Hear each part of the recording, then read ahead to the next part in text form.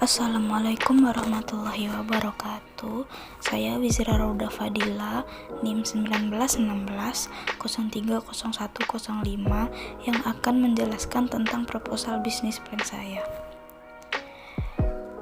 Yang pertama dari aspek pasar dan pemasaran.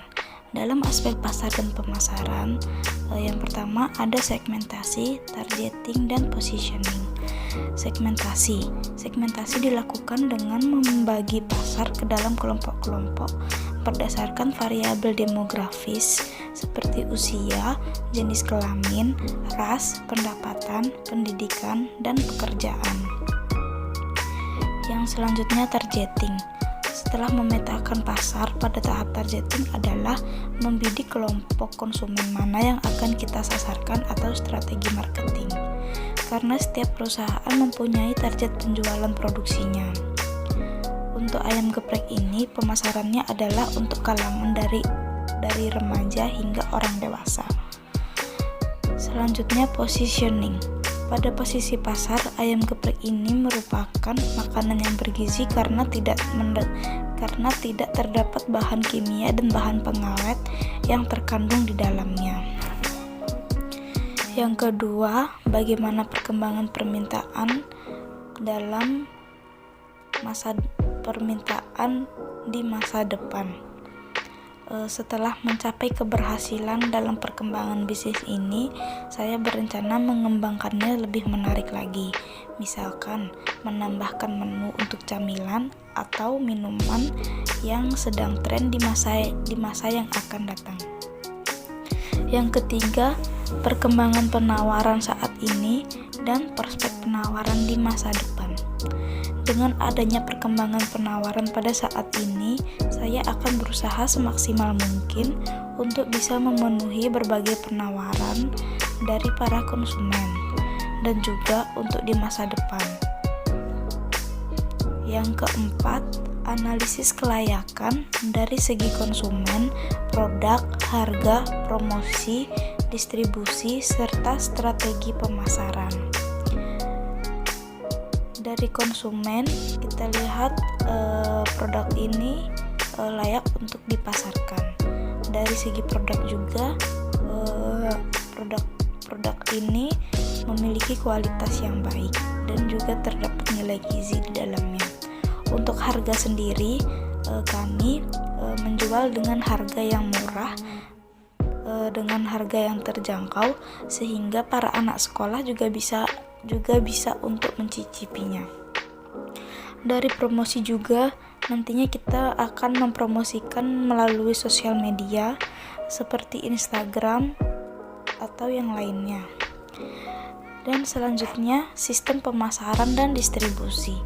Tempat yang kami gunakan nantinya adalah sebuah toko yang berlokasi di pinggiran jalan yang letaknya strategis sehingga mudah untuk ditemukan. Yang selanjutnya, yang kelima, analisis persaingan. Untuk saat ini, persaingan dari ayam geprek ini cukup banyak. Akan tetapi, kita harus berusaha fokus untuk penjualan kita. Karena walaupun sebanyak apapun nantinya persaingan di luar sana, kita harus tetap bisa menciptakan produk kita yang berbeda dari orang lain. Yang keenam, program pemasaran.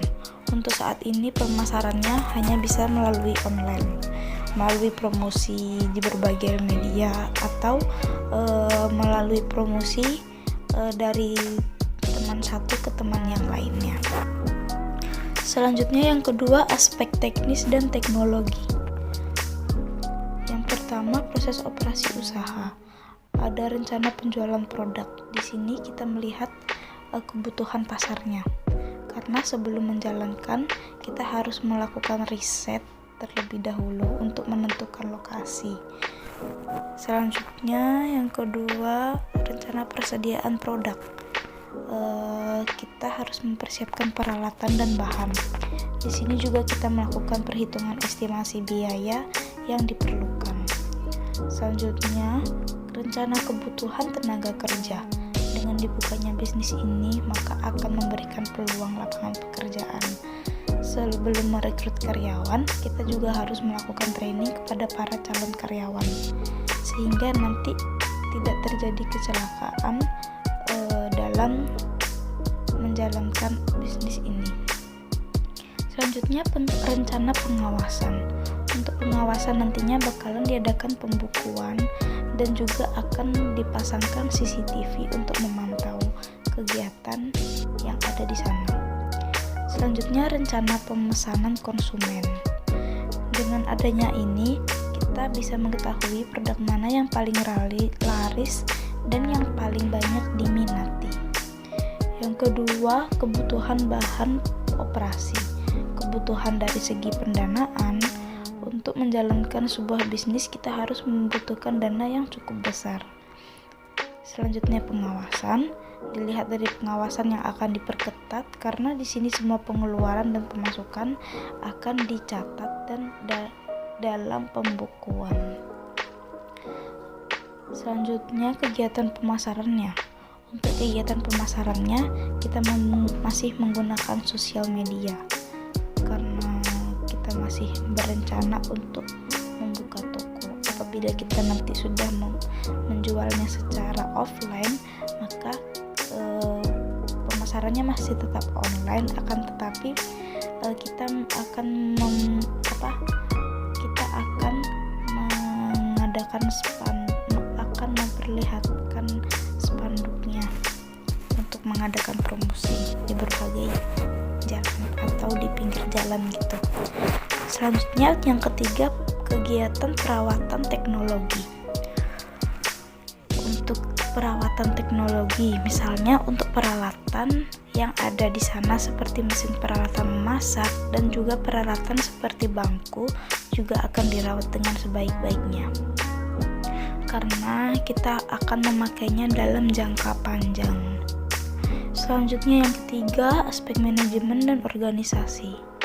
Di sini kita lihat visi dan misi perusahaan. Visinya yaitu menjadikan usaha ayam geprek ini dikenal di setiap daerah yang ada di seluruh Indonesia, bukan hanya di Solok saja.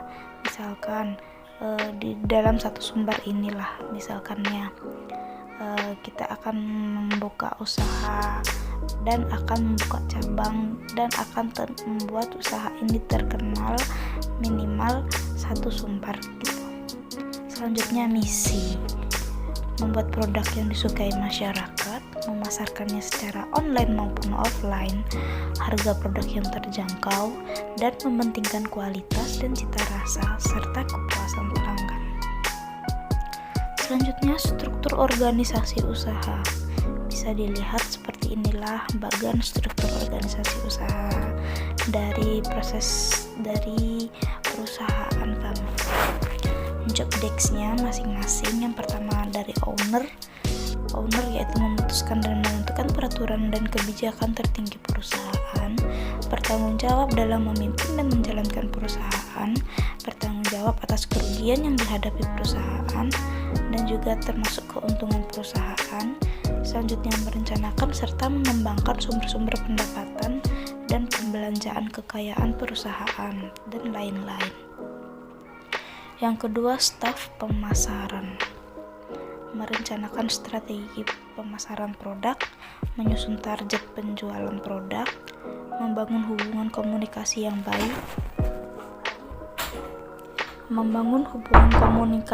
baik, dengan banyak pihak seperti pelanggan, mengevaluasi hasil pemasaran produk, melakukan pemasaran dan promosi, menentukan harga agar bisa bersaing dengan kompetitor. Yang ketiga, staf administrasi dan keuangan. Menyusun rencana keuangan usaha seperti pinjaman, pemasukan, pengeluaran hingga pembiayaan. Melakukan pengelolaan uang kas mulai dari penyetoran, melakukan pencatatan transaksi dan lain-lain. Mencatat penerimaan pembayaran dari pelanggan, membuat laporan keuangan harian, mingguan, bulanan hingga tahunan. Yang keempat, staf produksi yang tugasnya dapat memanajemen ketersediaan bahan dalam produksi dan dapat mengetahui teknis dalam operasional perusahaan, melakukan kebijakan dan rencana produksi, melaksanakan produksi dan prosedur kualitas sesuai dengan ketentuan usaha. Yang terakhir, yang keempat, aspek keuangan.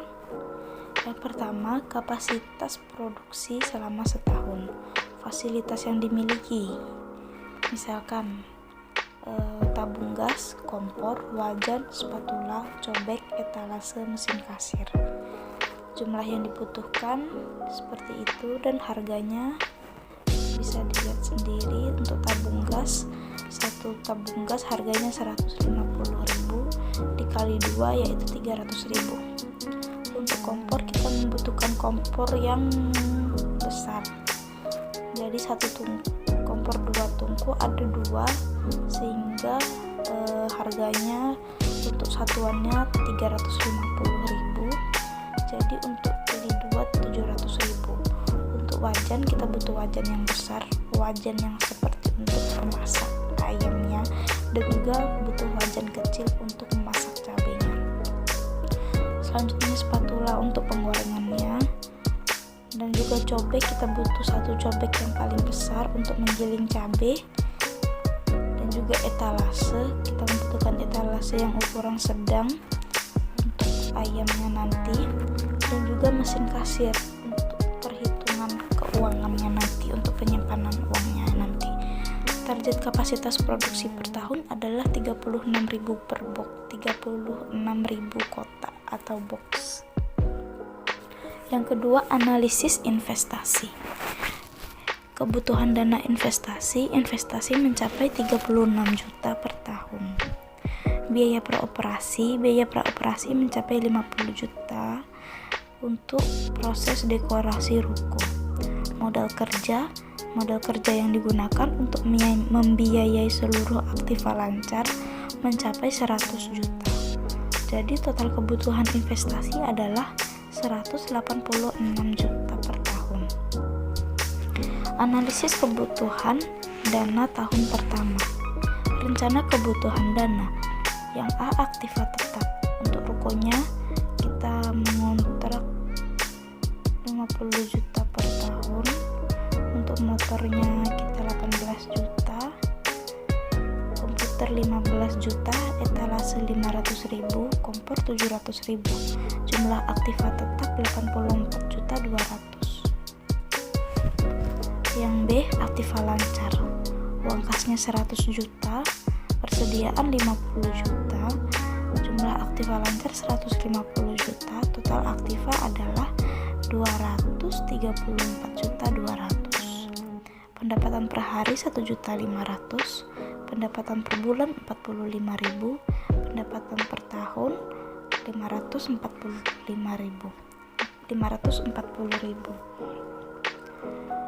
Perhitungan harga pokok produksi dan penjualan. Penjualan 45 juta, subtotal penjualan 45 juta. Biaya produksi atau variabel.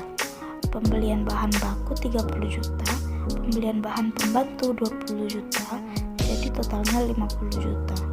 Biaya tetap, biaya pemeliharaan 20 juta, gaji karyawan 50 juta, subtotal biaya tetap 70 juta. Totalnya 165 juta.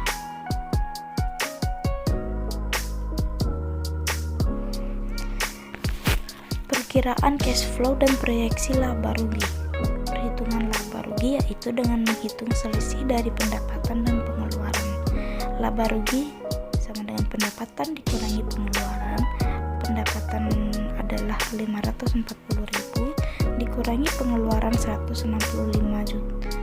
540 juta dikurangi 165 juta, jadi sama dengan hasilnya 375 juta. Dengan demikian laba yang diperoleh per tahunnya dalam penjualan adalah 375 juta. Sekian, terima kasih. Wassalamualaikum warahmatullahi wabarakatuh.